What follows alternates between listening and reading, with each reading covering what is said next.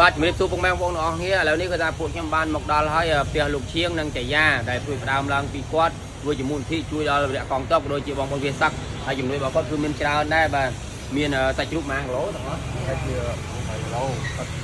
ដល់400នេះហើយជា300គីឡូហើយនឹងគ្រឿងឧបភោគបរិភោគមានទាំងនំប៉័ងមានទាំងត្រីខមានទាំងមីហើយមានដល់គូខាប់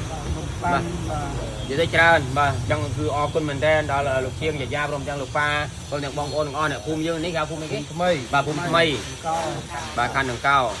បាទភូមិថ្មីខណ្ឌដង្កោបាទអរគុណច្រើនតែឥឡូវយើងជួយរៀបចំគ្នាដាក់លើឡានដើម្បីយកទៅជូនដល់បងប្អូនវិទ្យាកងទ័ពងារល្ងាចហ្នឹងតែម្ដងឡានគឺចាប់ដើមចេញឡានទាហានចេញល្ងាចហ្នឹងបាទហើយសម្រាប់ក្រុមគ្រួសារហៀឈៀងចយានេះគឺគាត់ជាអាជីវករលក់ដូរទេបាទគឺគាត់លក់សាច់ជ្រូកនៅផ្សារដាំកោអញ្ចឹងហើយគឺគាត់មួយរយៈនេះគឺគាត់ឧបត្ថម្ភដល់វិរៈកងទ័ពក៏ដូចជាបងប្អូនភាសាយើងច្រើនណាស់តាំងពីសង្គ្រាមលើកទី1មកថ្ងៃទី23 24គឺគាត់ឧបត្ថម្ភ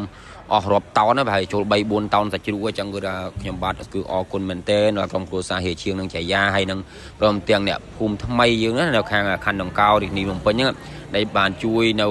គ្រឿងឧបភោគបរិភោគក៏ដូចជាសម្ភារៈផ្សេងជាច្រើនឥឡូវនេះគឺថាក្រុមការងាររបស់យើងខ្ញុំល្ងាចនេះគឺចេញទៅហើយខាងព្រំដែនដើម្បីយកទៅជូនដល់វិរៈកងទ័ពយើងផ្ទាល់តែម្ដងចឹងអរគុណណាស់នៅទឹកចិត្តបងប្អូនខ្មែរយើងទាំងអស់មិនថាបងប្អូនខ្មែរយើងនៅទីណាកន្លែងណាទេក៏សូមជូនពរជ័យដល់ពុកម៉ែបងប្អូនទាំងអស់ទូទាំងប្រទេសព្រមទាំងបងប្អូនដែលកំពុងតែភៀសសឹកនិងវិរៈកងទ័ពកំពុងតែការពារទឹកដីសូមជួបប្រទះតែសេចក្តីសុខដីចម្រើនជោគជ័យគ្រប់ភារកិច្ចការងារសូមមកឈ្នះអស់ពួកអាមាឈ្លានពាន